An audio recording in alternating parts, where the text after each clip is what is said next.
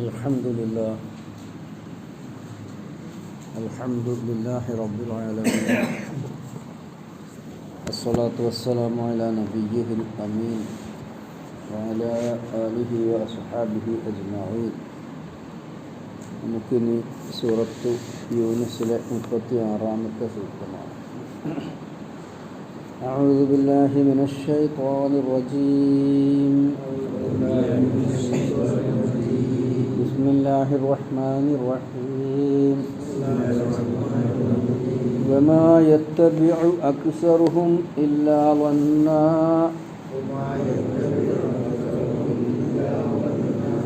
إن الظن لا يغني من الحق شيئا إن الله عليم بما يفعلون.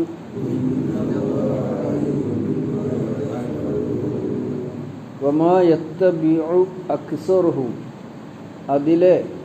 അവരിലെ ഭൂരിപക്ഷം ആളുകളും പിന്തുടരുന്നില്ല ഇല്ലാ ലന്നൻ ഊഹത്തെയല്ലാതെ. ഇന്ന ലന്ന ഊഹം നിശ്ചയം ഊഹമാകട്ടെ ലാ യുഗ്നി പ്രയോജനപ്പെടുകയില്ല മിനൽ ഹക്കി ഹക്കിൻ്റെ യാഥാർത്ഥ്യത്തിൻ്റെ സ്ഥാനത്ത് യാഥാർത്ഥ്യത്തിൻ്റെ പ്രയോജനം ചെയ്യില്ല, അല്ലെങ്കിൽ സത്യത്തെ സംബന്ധിച്ച് ഒരു പ്രയോജനവും ചെയ്യാത്തതാണ് ഊഹം. ഇന്നല്ലാഹ തീർച്ചയായും അള്ളാഹു അലീമും ബിമാ യഫ്അലൂൻ അവർ പ്രവർത്തിക്കുന്നതിനെ സംബന്ധിച്ച് സർവ്വതും അറിയുന്നവനാണ് എന്നോട് അർത്ഥം പറയാം. ഒമാ യത്തബിഉ യത്തബിഉ ഇത്തിബാഅ നമുക്കറിയുന്നൊരു വാക്കാണല്ലോ. ഇത്തിബാഉ റസൂൽ പിൻപറ്റുക. റസൂൽ സല്ലല്ലാഹു അലൈഹി വസല്ലമയെ പിൻപറ്റുക എന്നുള്ളതിന് നമ്മൾ ഖുർആൻ പ്രയോഗിച്ചതാണ് ഇത്തിബാഉ റസൂൽ. വമാ യത്തബിഉ അക്സറുഹും അവരിലെ ഭൂരിഭാഗം ആളുകളും ഭൂരിപക്ഷം ആളുകളും പിന്തുടരുന്നില്ല മാ എന്നുള്ളത് നിഷേധാർത്ഥം. ഇല്ലാ ലന്നൻ ഊഹത്തെ അല്ലാതെ. ഊഹം, അനുമാനം, അതുപോലെ തന്നെ ഭാവന എന്നൊക്കെ അർത്ഥം കിട്ടുന്ന വാക്കാണ് ലന്നൻ. ഊഹം, അനുമാനം, ഭാവന, ഒരുറപ്പില്ലാത്ത സംഗതി. ഇന്നൽ ലന്ന തീർച്ചയായും ഈ ഊഹം അല്ലെങ്കിൽ അനുമാനം അല്ലെങ്കിൽ ഇങ്ങനെ ഭാവന ലാ യുഗ്നി പ്രയോജനപ്പെടുകയില്ല മിനൽ ഹക്ക് സത്യത്തിൻ്റെ വിഷയത്തിൽ ഷൈഅൻ ഒരു തരത്തിലും. ഇന്നല്ലാഹ തീർച്ചയായും അല്ലാഹു അലീമും ബിമാ യഫ്അലൂൻ അവർ പ്രവർത്തിക്കുന്നതിനെ സംബന്ധിച്ച് സർവ്വതും അറിയുന്നവനാകുന്നു. വിഷയം എന്തായിരുന്നു പറഞ്ഞു വന്നത്? ഏകദൈവത്വവും ബഹുദൈവത്വവും. അള്ളാഹു ഏകദൈവത്വത്തെ സ്ഥാപിക്കുന്നു, ബഹുദൈവത്വം പൊള്ളത്തരമാണെന്ന് ഉണർത്തുന്നു, ആഹ്വാനം ചെയ്യുന്നു. അതൊന്നുകൂടി ഉറപ്പിക്കുകയാണ്. ഈ ബഹുദൈവ വിശ്വാസികൾ ആരാണ്? ഈ എന്ന് പറഞ്ഞാൽ മക്കയിലുള്ള നബി സല്ലല്ലാഹു അലൈഹി വസല്ലം മക്ക ജീവിതത്തിൻ്റെ ഏകദേശം അവസാന ഘട്ടമാകുമ്പോഴാണ് സൂറത്ത് യൂനുസ് അവതരിപ്പിക്കപ്പെടുന്നത്. അവസാന ഘട്ടത്തിൻ്റെ പ്രത്യേകത എന്താണ്? അവസാന ഘട്ടത്തിൻ്റെ പ്രത്യേകത അവർ നബി സല്ലല്ലാഹു അലൈഹി വസല്ലമയെ ഇല്ലായ്മ ചെയ്യാൻ കഠിനമായ ശ്രമങ്ങൾ, അതിനുള്ള ആസൂത്രണങ്ങൾ ചെയ്തുകൊണ്ടിരിക്കുക. 3 കാര്യമാണ് അവർ ആലോചിക്കുന്നത്. 3 കാര്യമാണ് റസൂൽ സല്ലല്ലാഹു അലൈഹി വസല്ലമയുടെ വിഷയത്തിൽ. ഒന്ന്, അദ്ദേഹത്തെ നാട് കടത്തുക, മക്കയിലേക്ക് പ്രവേശനം നിഷേധിക്കുക, മക്കയിൽ നിന്ന് അകറ്റി നിർത്തുക. രണ്ടാമത്തെ കാര്യം, അല്ലെങ്കിൽ അവനെ വീട്ടുതടങ്കലിലാക്കണം, പുറത്തേക്ക് ഇറങ്ങാൻ സമ്മതിക്കരുത്. കാരണം ഈ ചെറുപ്പക്കാരൊക്കെ ആ കെണി കുടുങ്ങാണ്. അദ്ദേഹത്തിൻ്റെ കൂടെ ചെന്നവരാരും പിന്നെ പുറത്തു പോരുന്നില്ല, അതിൽ ഉറച്ചു നിൽക്കുകയാണ്. സാധാരണ ഉറച്ചു നിൽക്കലും അല്ല, എന്ത് ഭവിഷ്യത്തുണ്ടായാലും ഉറച്ചു നിൽക്കുകയാണ്. മൂന്നാമത് അവരാലോചിച്ചു, അല്ലെങ്കിൽ കൊല്ലണം. അപ്പോൾ അവരുടെ കൂട്ടത്തിൽ തന്നെ പെട്ട കാരണവന്മാർ പറഞ്ഞു, കൊല്ലുകയായിരിക്കും നല്ലത്. ഇവിടുന്ന് നാട് കടത്തിയാലുള്ള പ്രശ്നം എന്താണെന്ന് വെച്ചാൽ അവിടെ ചെന്നിട്ട് ഫിത്തന ഉണ്ടാവില്ലേ? നബിനെ സംബന്ധിച്ച് അവർ ഫിത്തന എന്ന് പറയണത് കേട്ടോ, അവിടെ ആൾക്കാരെ സംഘടിപ്പിക്കും, അപ്പോൾ അദ്ദേഹത്തിൻ്റെ ആദർശം പിന്നെയും പ്രചരിക്കും. വീട്ടുതടങ്കലിലാക്കിയാലും ഇത് എന്നേക്കും ഇല്ലാതെയായി പോകൂല, എങ്ങനെയെങ്കിലും അദ്ദേഹം രക്ഷപ്പെടും. പിന്നെ എന്നേക്കുമായി ഉന്മൂലനം ചെയ്യുക എന്നുള്ളതാണ് വഴി. എന്നവർ തീരുമാനിച്ച് അവസാനം കൊല്ലാൻ വീട് വളയുന്ന ചരിത്രമൊക്കെ നമുക്കറിയാം. അപ്പം ഇങ്ങനെ അവരുടെ ഗൂഢാലോചനകൾ അതിൻ്റെ പാരമ്യത്തിലെത്തി റസൂൽ സല്ലല്ലാഹു അലൈഹി വസല്ലമയെ വധിക്കണം എന്ന ഉദ്ദേശത്തിൽ എത്തി നിൽക്കുകയാണ് മക്ക ജീവിതത്തിൻ്റെ അവസാന ഘട്ടം, അവസാന സന്ദർഭം. അപ്പോഴാണ് പറയുന്നത്, ഇവർ ഈ ഷിർക്കിനെ ന്യായീകരിക്കുന്ന ഇവരുണ്ടല്ലോ, ബഹുദൈവ വിശ്വാസത്തെ ന്യായീകരിക്കുന്ന ഇവർ, അതിനു വേണ്ടി ഒരു പ്രത്യേക ആശയം ആദർശം, അവരിതൊരു ഊഹമാണ്, വന്നാണ്, ഉറപ്പല്ല. ഹക്ക് എന്നുള്ളതിൻ്റെ വിപരീതമായിട്ടാണ് ഇവിടെ വന്ന് എന്ന് ഉപയോഗിച്ചിരിക്കുന്നത്. ബാത്തിൽ എന്നും വന്നിട്ടുണ്ടല്ലോ, ഹക്കിൻ്റെ വിപരീതമായിട്ട്, സത്യത്തിൻ്റെ യാഥാർത്ഥ്യത്തിൻ്റെ വിപരീതം എന്നുള്ളതൊക്കെയാണ് ഈ വന്ന് എന്ന് വെച്ചാൽ അവർ സ്വയം ഒരു കൃത്രിമമായ ആചാരം ഉണ്ടാക്കുക. ഇപ്പോൾ നമ്മുടെ നാട്ടിലൊക്കെ അല്ലെങ്കിൽ ലോകത്തെ ഒന്നാകെ പലതരം മതങ്ങൾ മനുഷ്യനിർമ്മിതങ്ങളായിട്ടുണ്ട്. മനുഷ്യനിർമ്മിത മതങ്ങൾ, അവർ പലതരം അനുഷ്ഠാനങ്ങൾ ആ മതത്തിന് ഉണ്ടെന്ന് സ്ഥാപിച്ചിട്ടുണ്ട്. മനുഷ്യനുള്ള ചില നിയമങ്ങൾ, മനുഷ്യന് പൂർണ്ണമായി നിയമം നൽകിയിട്ടുള്ളത് അല്ലാഹ് മാത്രമാണ്. ഈ ആരാധനയെ സംബന്ധിച്ച് വളരെ വിചിത്രമായ ചില നിയമങ്ങൾ. അതുകൊണ്ടാണ് ഈ ബഹുദൈവ വിശ്വാസത്തിൻ്റെ കേന്ദ്രങ്ങളിലൊന്നും ഒരേ തരം ആചാരങ്ങൾ എവിടെയില്ല. ഒരേ തരം ആചാരങ്ങളോ ഒരേ തരം ആരാധനാ രീതികളോ ബഹുദൈവത്വത്തിൻ്റെ കേന്ദ്രങ്ങളിലില്ല. എല്ലാം വിചിത്രമാണ്, എല്ലാം വ്യത്യസ്തമാണ്. എന്താ കാരണം? മനുഷ്യന്മാർ അവർക്ക് തോന്നിയ മാതിരി നിർമ്മിച്ചതാണ്. അള്ളാഹുവിൻ്റെ നിയമം ഇവിടെ സുബഹി നിസ്കരിച്ച അതേമാതിരി തന്നെ ആഫ്രിക്കയിലും നിസ്കരിച്ചിരിക്കുക, അതേമാതിരി തന്നെയാണ് യൂറോപ്പിലും നിസ്കരിച്ചിരിക്കുക.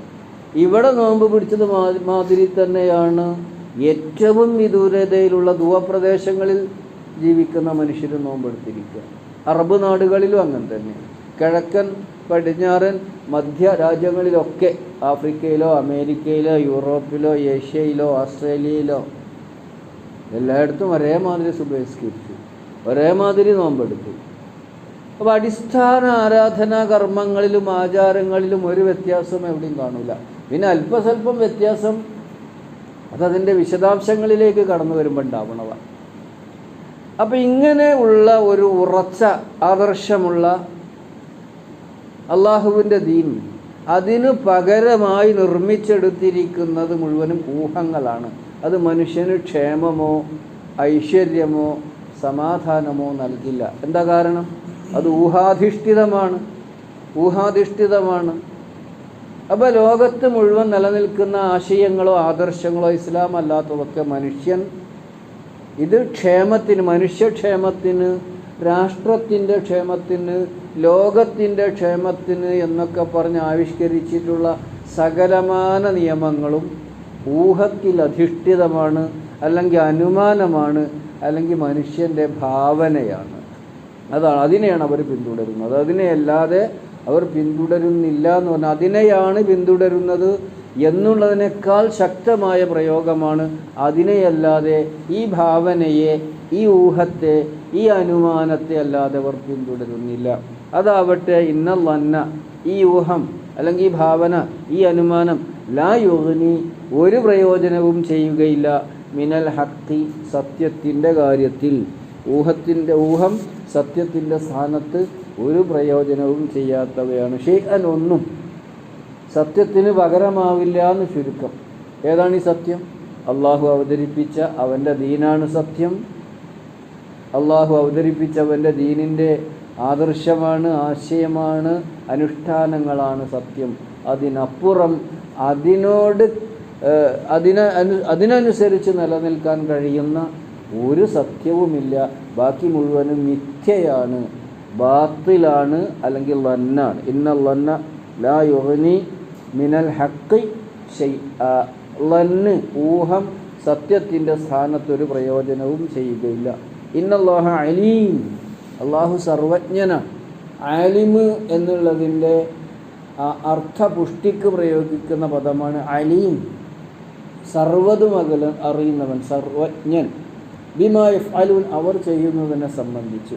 ഈ പറഞ്ഞ ഇന്നല്ലാഹ അലീമും ബിമാ യഫ്അലൂൻ എന്നുള്ളതിന് രണ്ട് ഭാഗമായിട്ട്, രണ്ട് അർത്ഥമായിട്ട്, രണ്ട് ആശയമായിട്ട് മനസ്സിലാക്കണം. ഒന്ന്, റസൂൽ സല്ലല്ലാഹു അലൈഹി വസല്ലമയെ ആശ്വസിപ്പിക്കുകയാണ്. ഇവരുടെ എല്ലാ കുചേഷ്ടിതങ്ങളും, ഇവരുടെ എല്ലാ കുൽസിതങ്ങളും, ഇവരുടെ എല്ലാ കുതന്ത്രങ്ങളും അത് അള്ളാഹ് അറിഞ്ഞുകൊണ്ട് തന്നെ ഇരിക്കുന്നത്. എല്ലാം അള്ളാഹ് അറിഞ്ഞുകൊണ്ട് തന്നെയാണ്. ഇന്നല്ലാഹ അലീമും ബിമാ യഫ്അലൂൻ. തീർച്ചയായിട്ടും വെറുതെ പറയല്ല, അള്ളാഹു അലീം, ആലിമാനൊന്നുമല്ല, അലീമാണ്.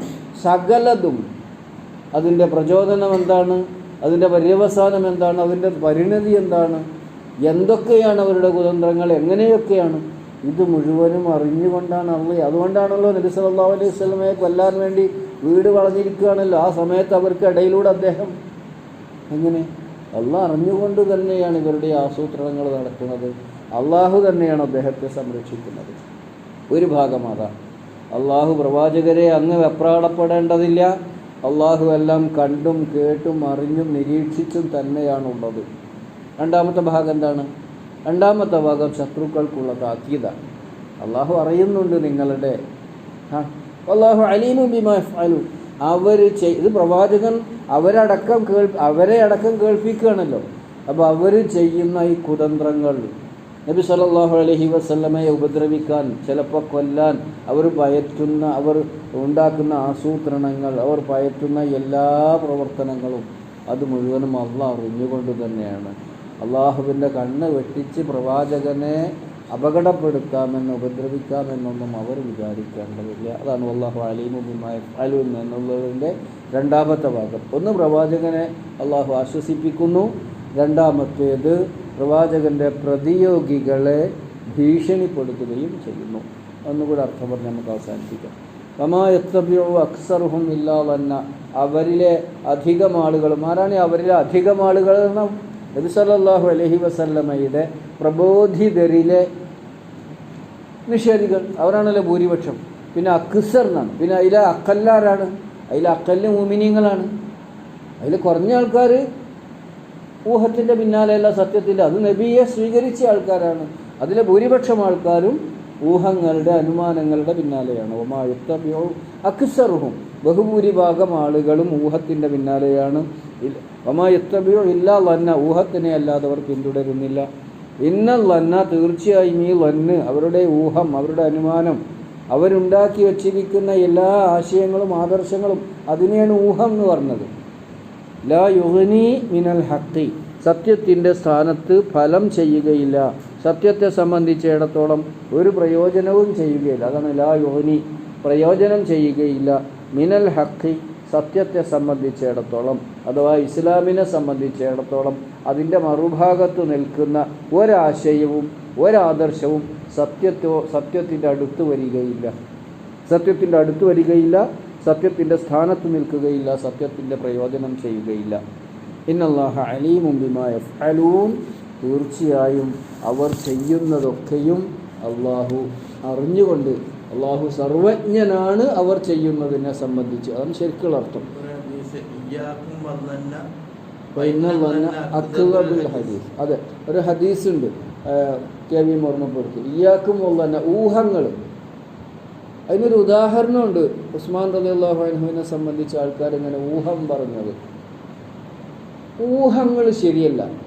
എന്നെ സംബന്ധിച്ച്, അല്ലെങ്കിൽ നമ്മൾ ഓരോരുത്തരെയും സംബന്ധിച്ച് വ്യത്യസ്ത തരത്തിലുള്ള ഊഹങ്ങൾ വെച്ചിട്ട് ധാരണകൾ രൂപീകരിക്കുക, അതാരെ സംബന്ധിച്ചും പാടില്ല. ഊഹങ്ങൾ ആണ്. ഇന്നല്ലന്ന, എങ്ങനെ ഇതിൻ്റെ തുടക്കം? ലാ യുഗ്നി മിനൽ ഹഖി ഷൈഅൻ എന്നാണ് ഇതിൻ്റെ അവസാനം. ഇയ്യാക്കും വല്ലന്ന, ലന്നിനെ സൂക്ഷിക്കണം. ഊഹത്തെ, അനുമാനത്തെ, ആരെ സംബന്ധിച്ച് നമ്മളങ്ങനെ ഊഹിച്ച് അനുമാനിച്ച് കാര്യങ്ങൾ രൂപീകരിച്ചുകൂടാ.